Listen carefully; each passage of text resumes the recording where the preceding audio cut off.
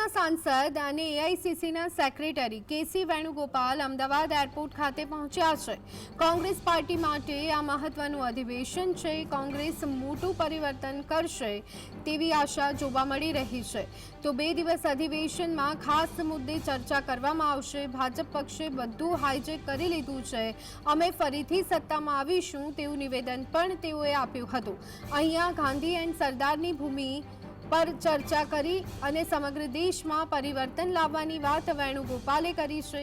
કોંગ્રેસના વરિષ્ઠ નેતા ભૂપેશ બઘેલનું પણ અમદાવાદમાં આગમન થઈ ગયું છે।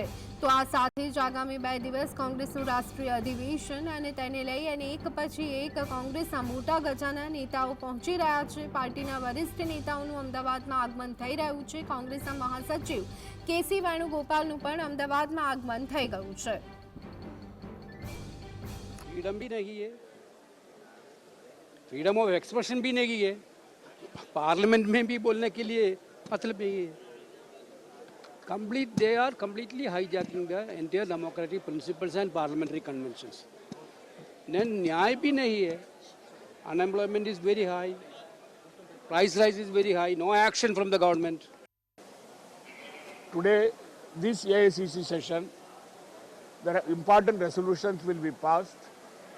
In that, we will definitely honor the father of the nation, Mahatma Gandhi ji, and also Sardar Patel, and we will follow the legacy of those leaders.